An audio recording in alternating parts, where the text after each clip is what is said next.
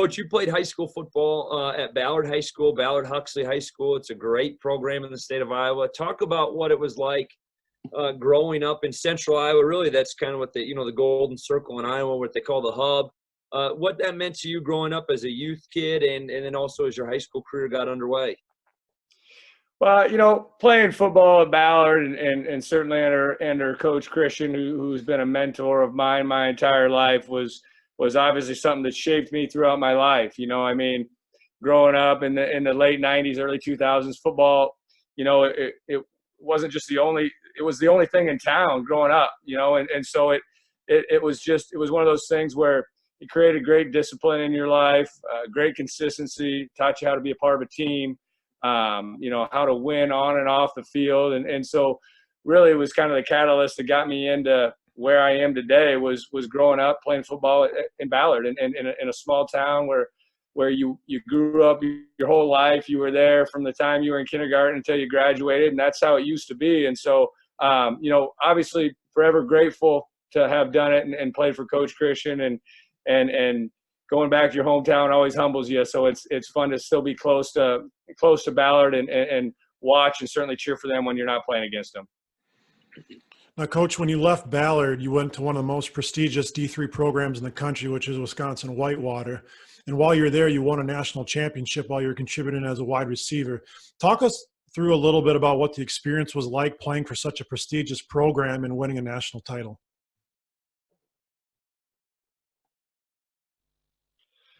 Well, getting an opportunity to play at Wisconsin Whitewater, and then I got a coach there when I was done was again, it had a certain brand of winning and a certain approach to everything they did with just such great detail and great consistency in everything they did. And for me, I was unique. I came in, I certainly wasn't a superstar in high school, and I wasn't a superstar by any means when I was playing at Whitewater.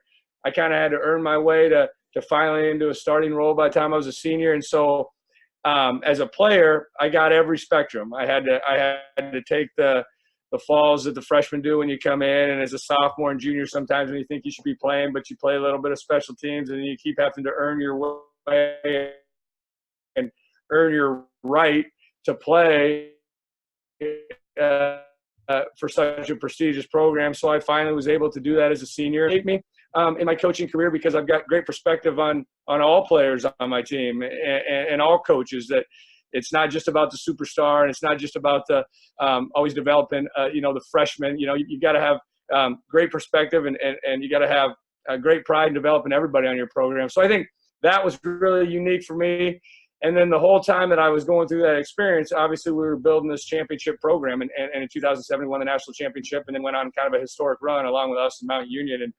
And so I got a coach in that and win 45 games in a row, and just the rigor and the drive and the determination that it took to do that. You look back and you just go, holy cow. You didn't realize how special it was until you really get a chance to look back and go to other places. But certainly, as I talk about, high school shaped me, shaped me as a man at times, and certainly football had a big point of that. But my college years and my time at Whitewater is really the reason I'm sitting here today as a head coach, because it just it embodied everything that football provides in a really 6 to 7 year time period that I was there. And I was there for the rise of a special program, and it was really fun. Coach, kind of to follow up on that, how does a kid from central Iowa end up at Whitewater? I mean, how does that even, you might be one of 1%ers that end up from Iowa at Wisconsin Whitewater. There's no question. I was a guy who's actually the head coach at Dubuque University now, Stan Zwiefel, just a relentless recruiter. And he recruited all over, and he'd send flyers out back in that day. I mean, it wasn't an email. It wasn't text messages. Very, very rarely were they even hardly calling home at the D3 level. You'd get something in the mail, or you'd get something at school, and coach would hand it to you. And really, I got in contact with Coach Zwiefel, and we kept kind of staying in contact. And I wasn't going to play, football at that level, and didn't want to do that. But I had a brother at the time that was living in Indianapolis, and so for whatever reason, my parents just said, let's go to Whitewater, on our way to Chicago, on our way to Indianapolis. And we went up there, and the rest is kind of history. But just a unique story about a guy who just was kind of he was relentless in pursuing a guy that wasn't even that good at football, but just to come up and be a part of his program. And it turned out to be a lot of fun, and certainly really thankful that happened to me. That's a good story. So, Coach, you got done playing. You got right into coaching. What got you into coaching? And you talked about Coach Zweifel a little bit there. What were some other early influences in your career, and some coaches maybe today you follow? I know there's a lot going on, but some coaches that you follow today, and yeah, we'll follow up with the Mount Rushmore question here when you get done. Yeah, you bet. How I got into coaching was when I got up to Whitewater, and I finally got up there. I got injured my sophomore year, and so instead of getting kicked to the curb and just saying, hey, go do your lifts 4 times a week and go do your rehab. Coach Dinkle was our O-line coach. Eventually ended up being our offensive coordinator when I coached here, but just said, hey, I know you played receiver, but you're going to kind of come be under my wing and learn how this coaching field works, and learn how to really study the game, and learn how to study people and see how hard it is to be a coach, and what the work's like, and you're not gonna kind of be a byproduct of our program. And so at that time I was a sophomore, and I really did that. I kind of learned how he coached, and the extra time and effort he put into building relationships. And so from that time on, about a sophomore year in high school, and then I went and played another 3 years, or sophomore in college. But from that point on, I knew that's what I wanted to do. My mom was a teacher, and coaching's teaching. I think we all know that. That's what coaching is. And so I always wanted to do something where I was giving back to young men and helping them in their life, like so many great mentors did in mine. And so at that point in time, when I was a sophomore in college, Coach Dinkle was kind of the guy that really I looked up to. And then when we got done playing the national championship game in 2007, I was flying home on the plane, and our wide receiver coach at the time took another job, and Coach Leopold said, hey, you're the next guy up, and I know you're not going to have a lot of time to enjoy this national championship because we're going to get on the road recruiting. And so I had always been a guy in our program that when recruits came on campus, I helped recruit them and helped sell our vision, and I had a bunch of pride and passion for Wisconsin Whitewater, and I think that kind of came out in the way I sold the program and helped bring recruits to our program at the time. And so the recruiting transition was easy for me. But certainly as a player, you don't know the X's and O's like you think you do. You just know your position. And so that's where I had to learn. I was really fortunate just to be around some unbelievable leaders and from the X and O standpoint too, certainly at Whitewater. And then as I went and got to the Division I level and got to work with Coach Rhodes and Coach Campbell, certainly around just X and O geniuses at times. So I've seen a lot of football, seen a lot of great programs, but certainly Whitewater and Coach Dinkle and Coach Leopold and some of those coaches that I got an opportunity to work under and play under are the ones that I really credit for starting this for me. Now, you did kind of allude to a little bit there, your time under Coach Rhodes and Coach Campbell while at Iowa State. Tell us a little bit about the difference between these two. What's the kind of the major differences, maybe philosophically or approach-wise, just kind of their style of coaching? What was it like coaching under both of those gentlemen? Well, unbelievable. Just an unbelievable experience from both of them. I've got nothing but great things to say about both of them as number one, as men. They're both just great men. And I think that's really important when you work for great men. And so, but certainly different in their approach, different than their the way they studied football, and Coach Campbell is prideful and is passionate and is, he wears his emotions on his sleeve, and every decision he makes it with great emotion. Certainly he was from the Ames area, the central Iowa area. And so he was so thankful to be coaching at Iowa State and loved where he was at and loved what he was doing. And he wore that emotion every single day. And so you never forget that. I think that's something I'll always take away from him is just love what you're doing, love where you're at. Because when you're the leader of a program, people see that, and so Coach Rhodes did that to a T, did that as good as any coaches I've ever been around. And then certainly Coach Campbell, just the detail and his approach to building everybody in his program. He empowers everybody in his program as good as anybody I've ever been around. And certainly he's a great visionary. He's always, I guess the best way to put it is, he's just always a student of the game. And I think the coaches around him, he always wants to be students of the game and never think that, you've invented it, or you've created the win all play. I think that's what was so unique about Matt. He was always trying to get better.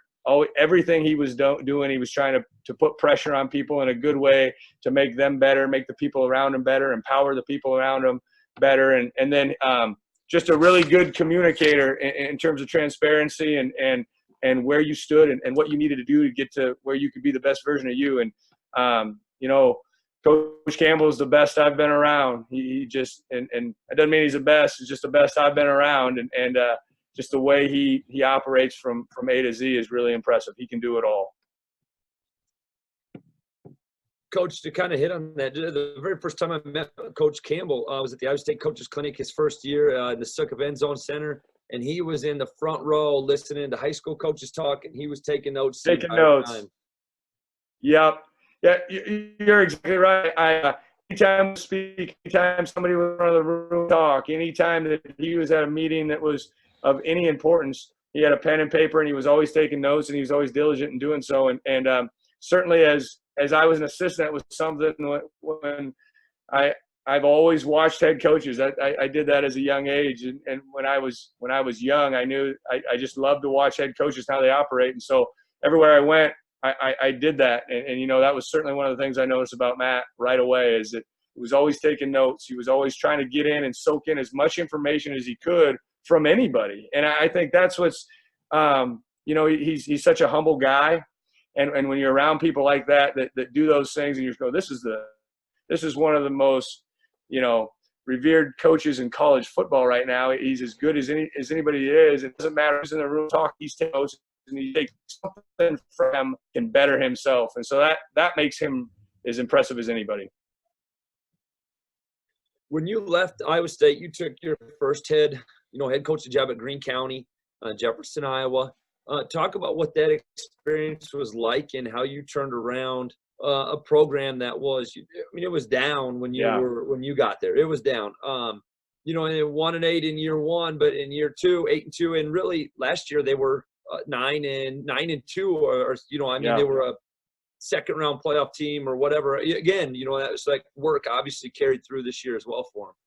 Yeah, and I think the credit's got to go to ultimately the players, and certainly our staff and myself laid a great foundation for hard work and discipline and trying to do as many things we could in terms of making themselves better athletes from day one. But the kids really they bought into what we're doing. They bought into what we were doing there. They bought into us as coaches and people, and they changed some of their habits in a really quick time. And of course, we had a Division I left tackle who's as good and as tough and as physical as anybody in 2A football, and really in Iowa high school football, and we're playing 2A, and so that helps.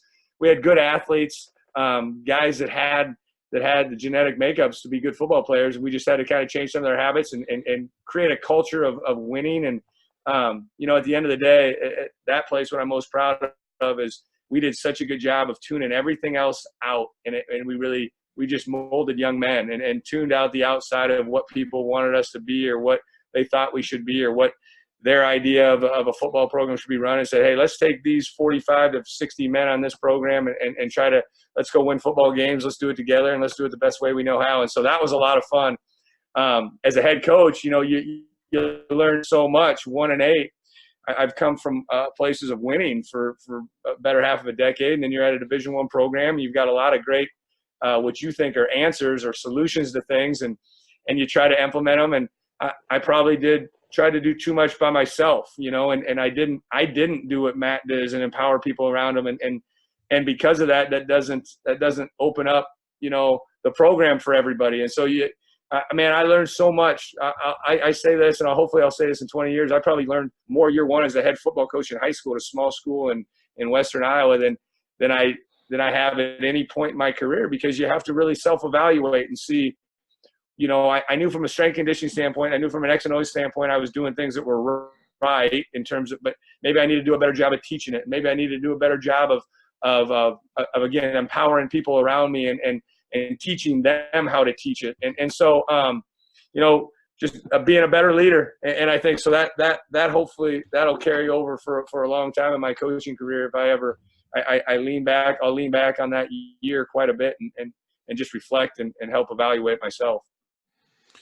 And Coach, would you say some of those things that you've learned from those previous steps, whether it be the empowerment of players or the trusting of the assistant coaches and delegating more, responsibilities to them, or, just the small day-to-day operations, do you think those lessons that you've learned and internalized have really helped foster your success at your future stops?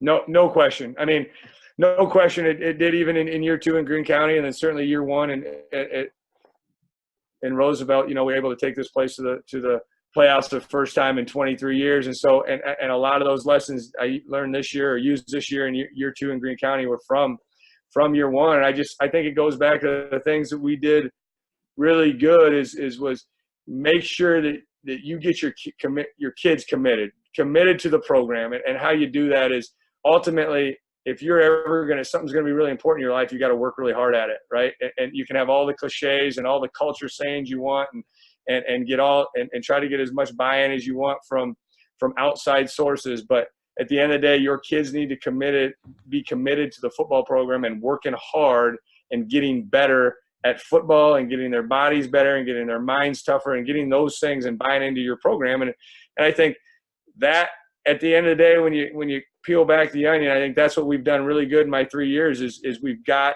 whatever that group of kids that wants to be bought in, they're all in. And eventually that group grows because people want to be part of successful programs, right? I mean, that's, and when you make yourself kind of an elite group inside of a school because you're working harder, or you're putting more time, and you're putting more effort into it, and then some of that stuff's paying off, more kids want to be part of it. So I think it starts with that core group, and getting those guys to believe in what you want them to do, what hard work really looks like, what dedication and consistency and being on time really looks like. And then if you can develop those habits, you start doing those things off the field right too. You start treating people right because that helps you be more successful anyway. And you start doing the little things right because it helps you be more successful. And so, I think again, you have all the thoughts down on paper, but what does that really look like when you go into a program as a head coach? And I think, to me, it starts with you. As a head coach, you got to work really hard, and you've got to put a lot of time and effort into it. You've got to be committed to it. You've touched on this a little bit. What are some of the core things that you really talked about? It's hard work, but some of the foundational beliefs, or some people call them non-negotiables, that you have within your football program that really have shaped your coaching career? Yeah, and I think if you look at those, the 4 things that we kind of talk about in our program, or the non-negotiables, is number 1, be on time. I think that's so important for everything you do in life. Whether it was the 3 of us getting together tonight, or whether that was us, telling our wife we're going to be home at 6:15, or whether it was you have to pick your kid up from daycare at this certain time. Being on time is such an important characteristic of successful people. That's a non-negotiable for me. I think if you ask our guys, that would be something that we talk about ad nauseum, and something that I really, I think is really important. I think number 2 is communication. This day and age, there's just so many things that our kids do that it's not like growing up when we did as in football, and you had practice at this time, you had nothing else going on. Well, that's not reality. So if we want to sit back and the coaches and think that is reality, we're going to be mistaken, and we're going to probably not lead in the most effective way. So for me, it's communication. If our kids can't do something or can't be at something, be honest and communicate it to me beforehand. And likewise, our communication has got to permeate throughout our program, from me to our coaches, from our coaches to our players, and from our players back to our head coach. We've got to have great lines of open communication, being honest. But we talk about communication all the time, and effective ways to communicate, and effective ways to look at your huddle messages, and effective ways to read the board when coach writes something on there. And I think if you're detailing that, throughout the off season, then when you get into a game in a critical situation, the communication is so important, right? Why is Duke basketball so important? They communicate probably better than anybody for the last 25 years. And so you've got to really harp on your communication part in the offseason, so that when you get in those critical moments in the heat of the battle, your communication stays intact. So that's number 2. I think number 3, we talk about this in our program all the time, is just urgency. Now, both at Greene County and certainly here at Roosevelt, we've got good athletes. We've got fast athletes. We've got guys that can play with great speed. We've got to be able to operate with speed and urgency and do that in everything we do. That can't be a thing we turn on Friday nights, or we turn on in August. we got to turn that on. And we started that, 2 weeks ago in our off-season program. And today we've got our Thanksgiving through Christmas. We've really got a 3-week stretch here that we've got to have great detail. But more importantly, we talked about this morning, we got to have great urgency to what we're doing. When we get in the weight room, it's got to be urgent from the time that the whistle blows to the time we leave so that we can replicate that, during the season. So, between being on time, great communications, urgency, and then I think a thing that my kids would certainly say is being an energy giver and not an energy taker. And everything we're going to do, we want it to do with great energy. And sometimes, guys, that could be negative energy. It's negative energy that creates a little bit of just tenacity to the way you play or the way you lift or the way you go about your business that day in football. But have energy. If you don't have energy, to me, that's a first sign of you not being able to control your attitude or your effort, because you've got no energy and you can't control it. But even if sometimes you foster fake enthusiasm and it creates energy for you, I think that permeates throughout a room. And when guys have good energy in your rack, that's going to teach you you're going to want to squat better that day. You're going to want to get that last set of cleans. When the head coach has energy when he walks in the room, it could be negative. You could be there's some things that need to get hashed out that day, and you need to talk to your team about it. You need to have a great energy when you give them that point. And of course, obviously, I think more often than not, you've got to have positive energy. But that's something that that's hard to sustain. It's really easy to talk about, and it's really easy to do at the beginning of August or the beginning of your off-season program. But to sustain consistent energy is probably one of the things that I try to do the most when I'm around my kids. Me as a head coach, the leader of the program, and having everything filtered down. I think that's that fourth pillar to me, just creating energy around your program. That's my job. And those people that play for me and work for me, I think they understand that maybe not always the positive energy, but more often than not positive, but just energy. Create energy around your program, because that can drive you to get outside your comfort zone and really push yourself to be better. I think you hit on something that's perfect, talking about how the head coach really sets the tone, sets the culture for the entire program, the vision. I think we all can also agree that it's and it's the assistant coaches, the ones that really help drive home that cultural aspect and really make it part of what defines you as a coach and defines you as a program. And so, in terms of that leadership piece, what are some ways that you cultivate leadership in your program? For me in our program, the ways we cultivate leadership, I think, leadership's defined by what guys do, in my belief, or what kids or what young men or what coaches do in critical situations or important moments, in life, in the game of football, whatever that may be. And so I think what we try to do to cultivate leadership in our program is, and I certainly do this with our coaches and I do this with our players, is I always I'm putting pressure on our players and putting pressure on them to be better than they were today, putting pressure on our coaches to work a little harder than the team next to us or than they have before, put more time and energy into building relationships. It's not just always more hours watching film. It's putting yourself in uncomfortable situations to help yourself become a better leader. I think as the three of us sit here today, some things we've ever done in our life where we have to lead or you have to be put in situations, you're always better when you've done it the second time. And so if you can put your players in uncomfortable situations, whether they have to speak to the team, whether they have to be the guy that's setting the tone that day in the weight room and he's going to set the weight, whether that's a guy that's got to be at the front of the stretch line. And that's my job, again, knowing my team and knowing my coaching staff and knowing to put pressure on certain people at certain times. And I think that's a thing you have to do 365 days a year. And I think guys know that, not that they can't ever not have their guard down around me. That's not what I'm trying to say but they know that in any time when they're around coach, there could be an opportunity where I'm going to put a little pressure on them or put them, ask them a question that I want to know the answer for and just put them in uncomfortable situations at times. And again, sometimes those uncomfortable situations aren't a bad thing, but put them in situations that they haven't been in so you can help create leadership. And then ultimately in our program, I think leadership still there's a bunch that lays on the shoulders of our coaches. Now, these are still in high school. They're 14-year-olds at times to 18-year-olds. And I think there's an immense responsibility within our coaches and the men that are leading these young men to do it the right way, to show up to everything we do on time, to have energy to everything we do, to be really transparent in our communication, where people stand in our program and where they stand on our depth chart.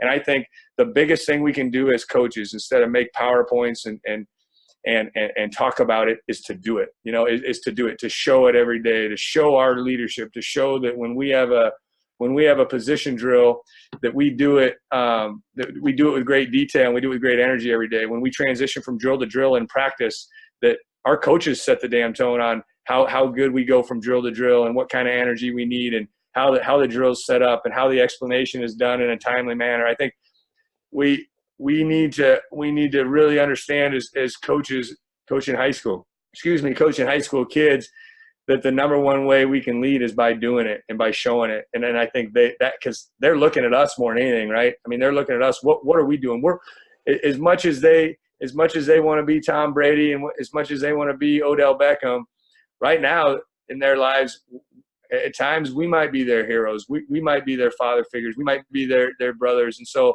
how are we doing things as coaches in their lives that are around them every single day? How are we doing things in our lives?